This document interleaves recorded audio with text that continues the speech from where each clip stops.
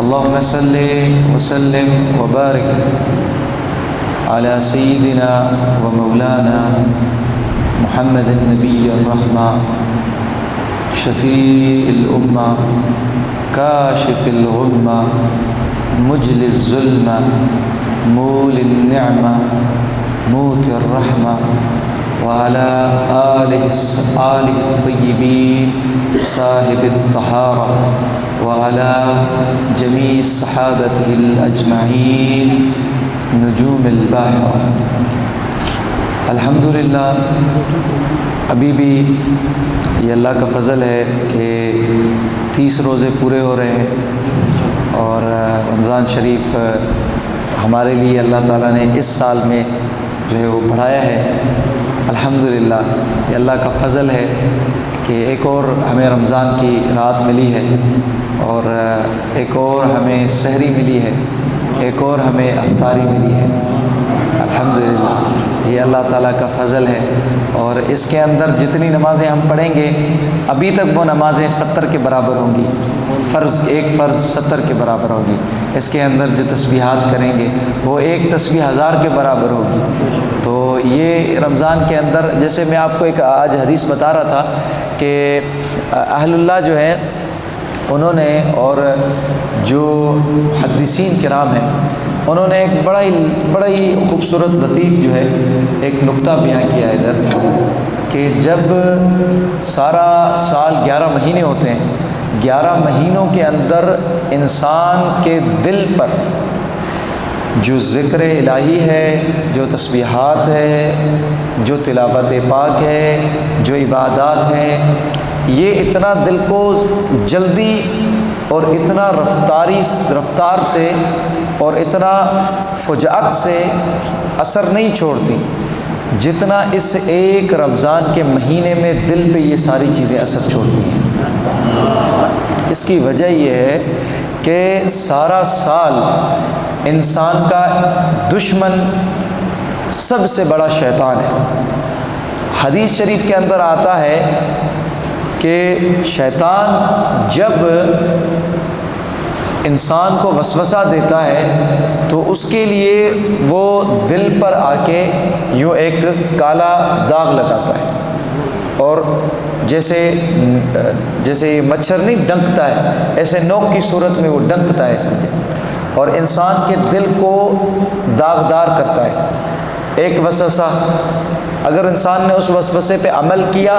تو وہ داغ کالا وہاں پہ پختہ ہو جاتا ہے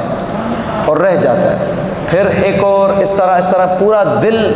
جس طرح اس کے وسوسوں کے پیچھے انسان چلتا ہے اور عمل کرتا رہتا ہے، یہ پورا دل کالا ہو جاتا ہے۔ تو حدیث شریف میں جب انسان اللہ کا ذکر کرتا ہے، اللہ کہتا ہے، تو وہ داغ نکل جاتا ہے اور اس جگہ سے دل صاف ہو جاتا ہے، اور جتنا کثرت سے کرتا ہے اور توبہ کرتا ہے تو اس کا دل جو ہے وہ پورا دھل کر صاف ہو جاتا ہے۔ سندھ کے اندر تمام بڑی شخصیت، تمام بڑی ہستی سیدنا شاہ عبداللطیف بھٹائی، آپ فرماتے ہیں کہ صوفین صاف کہو دھوئی ورک وجود جو تہاں پوئے تھو جیرے پسڑ پریے جو۔ تو آپ فرماتے ہیں کہ سب سے پہلے جو اللہ کے کاملین بندے ہیں، صوفیاء ہیں، اہل اللہ ہیں، صالحین ہیں، انہوں نے سب سے پہلے جو کام کیا وہ انہوں نے اپنے دل کا جو ورق ہے، کاغذ ہے، اس دل کے کاغذ کو صاف کرنے میں سارا ٹائم لگایا، ساری جد و جہد، ساری محنت، ساری کوشش، ساری سعی، جو کچھ کیا پہلے اس دل کو صاف کیا۔ اس دل کو جب صاف کر لیا، اس دل کے جب ورق کو صاف کیا، تو اس کے بعد ان کو اس دل کے اندر سے نفس کے حجابات ہٹا دیے گئے اور آنکھوں سے بھی حجابات ہٹ گئے، تو اللہ تبارک و تعالیٰ نے اپنے نور ہدایت کو ان کے لیے براہ راست کر دیا، اور ان کو معرفت، ان کو علم، ان کو ہدایت، ان کو نور عطا کیا۔ تو یہ جو شے ہے یہ دل کی قلوب کی تقویٰ سے ہے، قلوب کی طہارت سے ہے، قلوب کی تزکیہ اور پاکیزگی سے ہے۔ تو اس مہینے کے اندر شیطان، کیونکہ شیاطین جتنے بھی ہیں اس کے اندر جنت کے دروازے سارے کھول دیے جاتے ہیں، اس کے اندر مہینے میں سارے جہنم کے دروازوں کو بند کیا جاتا ہے، اس کے اندر جمیع شیطان جتنے سرکش شیطان ہیں ان شیطان کو قید کیا جاتا ہے، اور حدیث میں ہے کہ سمندر کی تہ میں پھینک دیا جاتا ہے جب تک کہ رمضان پورا نہ گزر جائے۔ تو اس لیے کہ دشمن بیچ میں نہیں ہوتا، تو جو ذکر پڑھو، جو درود پڑھو وہ ڈائریکٹ دل پر آتا ہے، اور اگر ارادت اور سچی خدا کے لیے پڑھو، نفسی خواہش کے لیے، کسی کو دکھانے کے لیے، ریا کرے نہ، اللہ کے لیے صدق کے دل سے خلوص سے پڑھو، تو وہ دل پہ سب سے زیادہ 11 مہینوں میں اتنا اثر نہیں کرے گا جو اس مہینے کے اندر وہ ایک تسبیح اثر کرے گا۔ یہ اتنی اس کی فضیلت ہے۔ تو الحمدللہ، اور حضور علیہ الصلوۃ والسلام کی میں آپ کو ایک حدیث بتاتا ہوں، ابن ماجہ کی حدیث سے سیدنا عبداللہ ابن عمر رضی اللہ تعالیٰ عنہ روایت فرماتے ہیں کہ حضور علیہ الصلوۃ والسلام سے سوال کیا گیا، سئل النبی صلی اللہ علیہ وسلم ای الناس افضل، یا رسول اللہ صلی اللہ علیہ وسلم لوگوں میں سب سے زیادہ افضل کون ہے، سب سے زیادہ فضیلت والا کون ہے؟ تو حضور علیہ الصلوۃ والسلام نے فرمایا جس کے اندر یہ 2 صفتیں ہیں، یہ خصلتیں ہیں، وہ لوگوں میں سب سے زیادہ افضل ہے۔ آپ نے فرمایا مخموم القلب صدوق اللسان، دل کا صاف، دل کا صاف، زبان کا سچا، دل کا صاف، زبان کا سچا لوگوں میں سب سے زیادہ افضل ہے۔ تو صحابہ کرام نے فرمایا کہ یا رسول اللہ نعرف صدوق اللسان، ہم زبان کا سچا تو سمجھ گئے، لیکن مخموم القلب کون ہے، صاف دل کس کا ہے؟ زبان کا سچا تو جو سچائی جھوٹ سے پرہیز کرے، دل کا صاف کون ہے؟ تو حضور علیہ الصلوۃ والسلام نے اس کی پوری ایکسپلینیشن کی، اس کی پوری وضاحت کی۔ سرکار علیہ الصلوۃ والسلام نے فرمایا دل کا جو صاف ہے اس کے اندر یہ خصلتیں پائی جاتی ہیں، اور اگر اس کے اندر یہ 5 خصلتیں ہیں تو وہ دل کا سچا ہے، دل کا صاف ہے۔ کون ہے؟ حضور علیہ الصلوۃ والسلام نے فرمایا هو التقی، وہ تقوی والا ہونا چاہیے، اس کے دل میں خدا کا خوف ہونا چاہیے۔ هو النقی، اس کا دل سب کے لیے صاف ہونا چاہیے۔ ولا اثم لہ، اور اس کے دل میں کسی کے لیے برائی نہ ہو، کسی کے لیے بری نیت نہ ہو۔ اور اس کے بعد حضور علیہ الصلوۃ والسلام نے فرمایا ایک تو تقویٰ ہو، خوف ہو، دوسرا صاف ہو، کسی کے لیے برائی نہ ہو، ولا بغی لہ، اور بغاوت نہ ہو اس میں۔ بغاوت آج کل والدین سے ہی بچے کر بیٹھے ہیں، آج کل رشتہ داروں میں ہو گئی ہے، آج کل دوستوں میں، آج کل جو ہے وہ ایسے ایسے دینی لوگوں میں، تو ایک دوسرے سے بغاوت نہ کرے، ایک دوسرے کے فوراً خلاف نہ ہو جائے، ایک دوسرے کی فوراً جو ہے وہ مخالفت نہ کرے، یہ بغاوت دل کے اندر نہ ہو، یہ شیطانی صفت اس کے اندر دل میں نہ ہو۔ اور آخری 5ویں شے کیا؟ حضور نے فرمایا ولا حسد، اس کے دل کے اندر کسی سے حسد نہ ہو۔ یہ جس میں چیزیں آ گئی، جس کا دل تقوی اللہ سے ڈرتا ہو، جس کے اندر دل صاف ہو، جس کے دل کے اندر کسی کے لیے برا ارادہ نیت نہ ہو، اور جس کے اندر کسی کے لیے بغاوت کینہ نہ ہو، اور جس کے دل کے اندر حسد نہ ہو، حضور نے فرمایا وہ دل کا صاف مخموم القلب انسان ہے۔ تو سارا معاملہ جو ہے وہ حضور علیہ الصلوۃ والسلام نے دل پہ رکھا ہے، دل پہ رکھا ہے۔ تو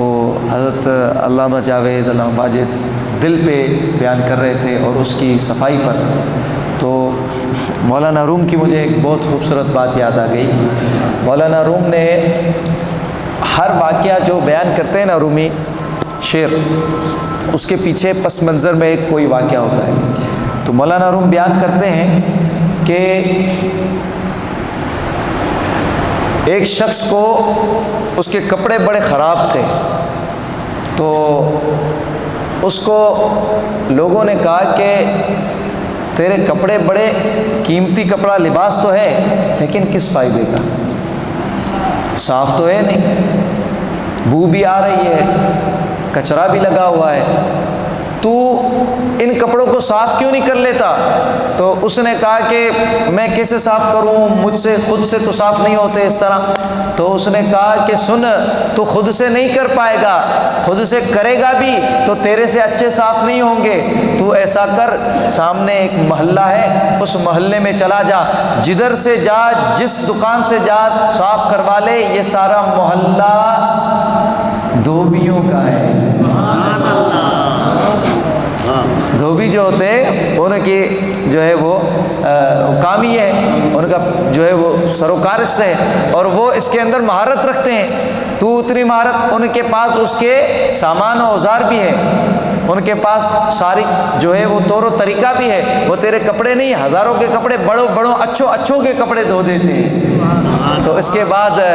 مولانا روم نے اس بات کو بتا کے بیان فرمایا، اور آپ نے فرمایا جامشوئی گر بخواہی اے فلاں،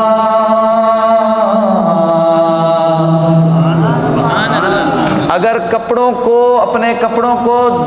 صاف کروانا چاہتے ہو، ان کپڑوں کی صفائی چاہتے ہو، اے طالب، اے مسلمان، اے مومن، اگر اپنے کپڑوں کی صفائی چاہتے ہو، روم گرداں از محلہ گازراں، تو ہرگز دھوبیوں کے محلے سے اپنا چہرہ نہ پھیرنا، توجہ نہ ہٹانا۔ تیرے کپڑوں کی اچھی سے اچھی صاف اور صفائی جو ستھرائی اگر کوئی کر کے دیں گے تجھے مہارت کے ساتھ، جن کا پیشہ، جن کا کام، جن کی خدمت، جن کا پورا سروکار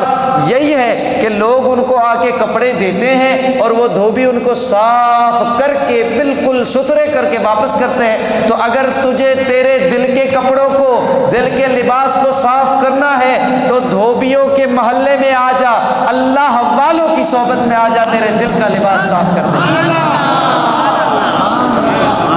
تو یہ مولانا روم نے اس کا کہ دھوبی سے مراد اللہ کے ولی ہیں، اور جن کا کام ہی تمہارے دلوں کو صاف کرنا ہے، تمہارے باطنی ظاہری شریعت و طریقت لباسوں کو تقویٰ نوازنا ہے، ہدایت نوازنا ہے، اور انہیں صفائی نوازنی ہے، انہیں پاکیزگی اور طہارت اور تزکیہ نوازنا ہے۔ تجھے صدق چاہیے، تجھے صفائی چاہیے، تزکیہ چاہیے، تجھے رأفت چاہیے، تجھے رحمت چاہیے، تجھے قرب چاہیے، پیار چاہیے، یہ سارا پہلے صفائی اور طہارت ہوگی تو سب ملے گا۔ تو پہلے اللہ والوں کے ساتھ بیٹھ، جو پہلے تیرے اس دل کے ان سارے برائیوں کو، داغوں کو،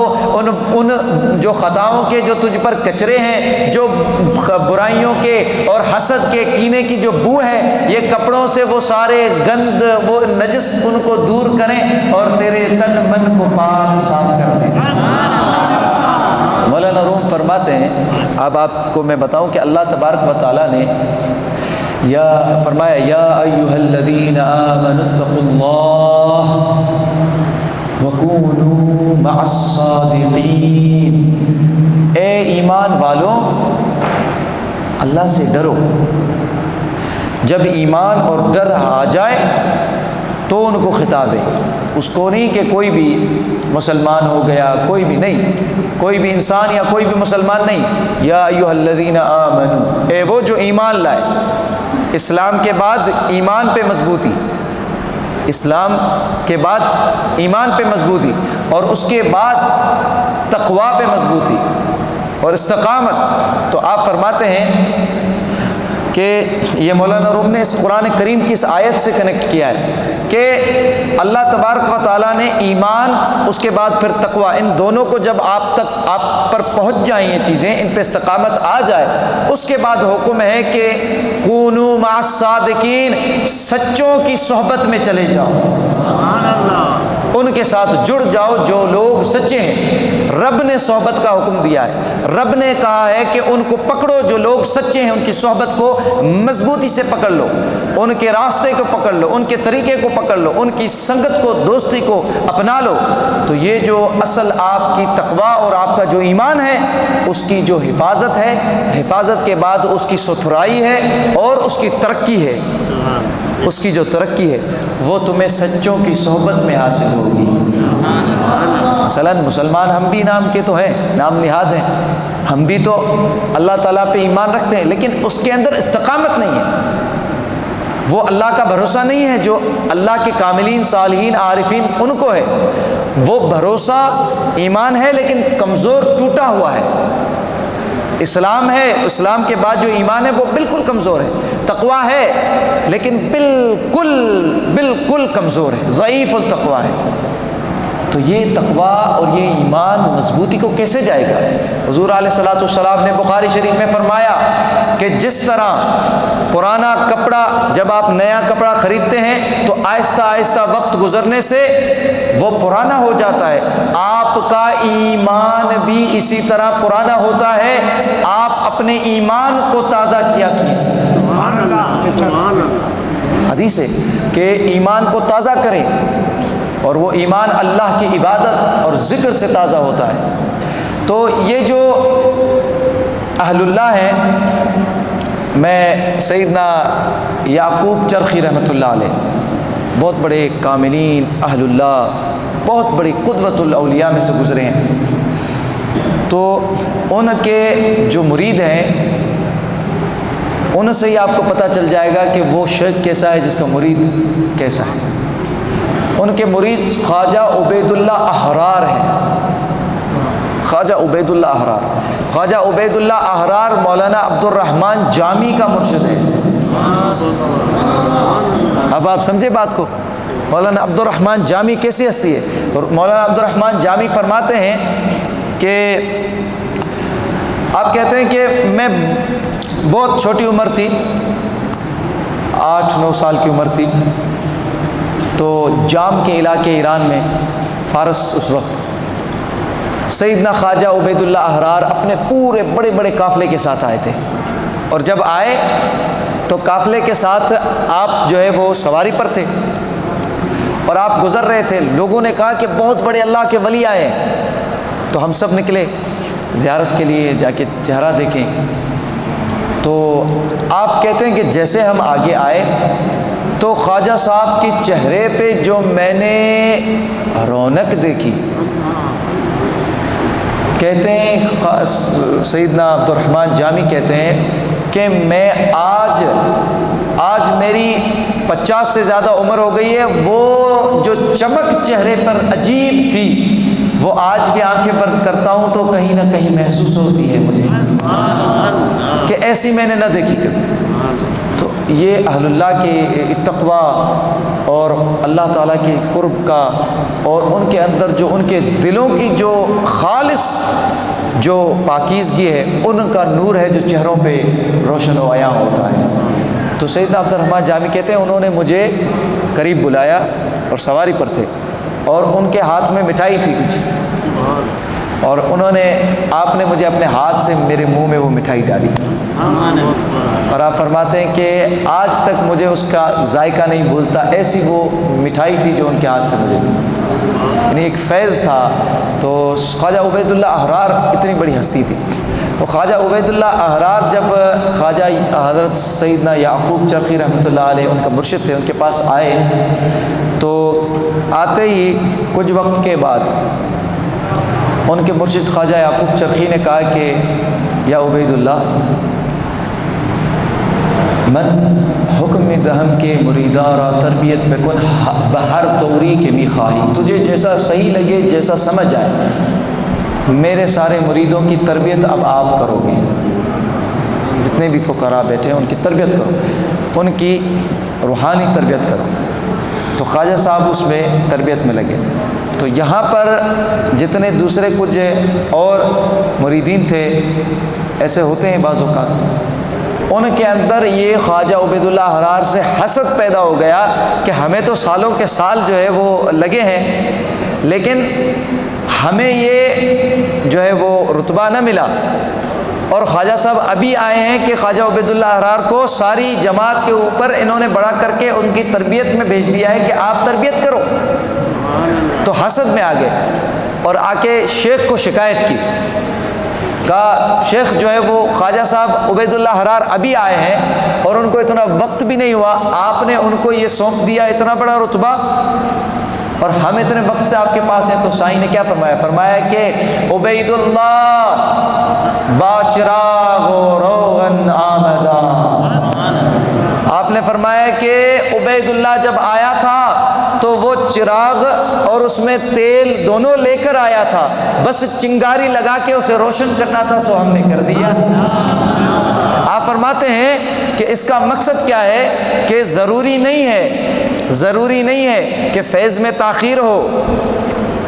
اور جو صحبت صالحین ہو اس میں آپ کو بہت دیر سے کچھ ملے، نہیں، جیسے اللہ پاک نے قرآن کریم میں فرمایا کہ وَكُونُوا مَعَ الصَّادِقِينَ، سچوں سے جڑو، سچوں کی صحبت کرو۔ تو اگر سچوں کی صحبت کریں تو پتہ نہیں کتنا ٹائم لگے یا اس طرح نہیں، کچھ ایسے ہوتے ہیں، اس کا مقصد کیا نکلا؟ مقصد یہ کچھ ایسے ہوتے ہیں جو اللہ تعالیٰ جن کو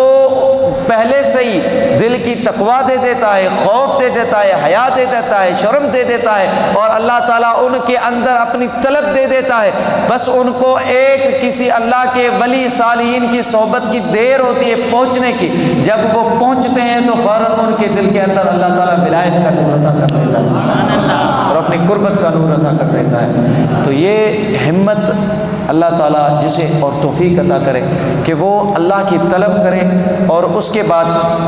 ان صالحین کی محفل میں بیٹھنا۔ ایک 400 لوگ، نشابور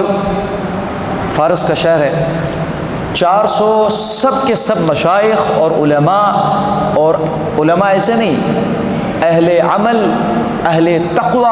اہل صدق، اہل خلوص، اہل ادب، ایسے علماء وہ سارے اولیاء بھی تھے۔ وہ سارے 400 کے 400 ایک جامعہ مسجد تھی نیشابور کی، اس کے اندر بیٹھے تھے۔ ان کی ایک بہت زبردست ایک سمجھے کہ کانفرنس تھی، مجلس تھی۔ تو جب وہ اس محفل میں بیٹھے تھے، اور ایسی بابرکت محفل اور مجلس، حضور علیہ السلام نے فرمایا جہاں 40 لوگ اکٹھے ہو جائیں تو ان میں ایک مومن ہوتا ہے۔ 40 مسلمان اکٹھے ہو جائیں ان میں ایک مومن ہوتا ہے جس کی دعا سے دوسروں کی دعائیں قبول ہو جاتی ہیں۔ تو آپ اندازہ لگاؤ، یہ عام مسلمان نہیں، یہ صالحین ہیں، کاملین ہیں، اہل تقوی ہیں اور علماء ہیں، ورثۃ الانبیاء ہیں، جو انبیاء کے وارثین ہیں، انبیاء کے علم کے وارثین ہیں، اور علماء کے ساتھ وہ اہل اللہ ہیں جن کے چہرے کو دیکھنے کو اللہ تعالیٰ یاد آ جائے۔ تو وہ سارے 400 بیٹھے ہیں، ان میں ایک نوجوان تھا۔ وہ نوجوان آیا اور وہ ایک طالب تھا، اور وہ ان کی صحبت کے لیے آ کے بیٹھا۔ تھوڑی دیر ہوئی، وہ گفتگو کر رہے تھے اور خوبصورت اپنی قرآن کے نقطے بیان کر رہے تھے، حدیث کے نقطے بیان کر رہے تھے۔ تو اتنے میں اس نوجوان تھا، اس نے کہا کہ میں بھی کچھ عرض کرنا چاہتا ہوں، اور اس نے کوئی ظاہر اچھی بات کرنی تھی۔ تو اس نے جب کہا کہ میں بتانا چاہتا ہوں، تو اس نے کچھ جیسے بولنا چاہا، تو اس کے بعد محفل جب اس نے کچھ بتایا، محفل جب ختم ہو گئی تو وہ سارے جو اہل اللہ تھے 400، ان سب نے اس بچے کی طرف دیکھا اور پھر چہرہ پھیر کے چلے گئے۔ تو پھر اس نے اپنے شیخ سے جا کے پوچھا، تو کہا، وہ ان کے اندر موجود تھا، تو کہا کہ یہ کیا معاملہ تھا؟ تو کہا ان 400 علماء کو وہ بات پسند نہ آئی تھی تمہاری۔ کہا کیوں، کیا غلط کر دیا میں نے؟ کہا اس کی وجہ یہ ہے کہ تم ان کے درمیان بیٹھے تھے اور تم نے ان کے درمیان جب یہ گفتگو کر رہے تھے اور یہ سارے بڑے تھے، ان کا رتبہ بڑا ہے، ان کا عہدہ بڑا ہے، خدا کے پاس یہ تقوی والے ہیں، اور اللہ کے پاس تقوی والے سب سے زیادہ جو ہے وہ عزت والے ہیں، رتبے والے ہیں، مقام والے ہیں۔ تو اس لیے آپ نے جو ان کے درمیان میں گفتگو شروع کی، یہ بے ادبی تصور کی جاتی ہے۔ حالانکہ آپ اچھی بات کر رہے تھے، لیکن یہ بے ادبی ہے۔ تو یہ اس وجہ سے کہ آپ اہل اللہ کی محفل میں جاتے ہیں تو ادھر وہ جو کہتے ہیں ادھر صرف سراپا جو ہے وہ گوش بن جائے، سراپا کان بن جائے، صرف سننا ہے بیٹھ کر،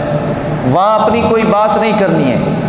آپ نہیں اتنا جانتے جو وہ جانتے ہیں، بھلے آپ اچھی بات کرنا چاہتے ہیں لیکن ادب کریں۔ تو کہا کہ اس وجہ سے وہ کہتے ہیں کہ یہ نوجوان ہم سب کی محفل میں جو برکت آ رہی تھی، بے ادبی کی وجہ سے وہ چلی نہ جائے، اس وجہ سے وہ تیرے سے خفا ہو گئے۔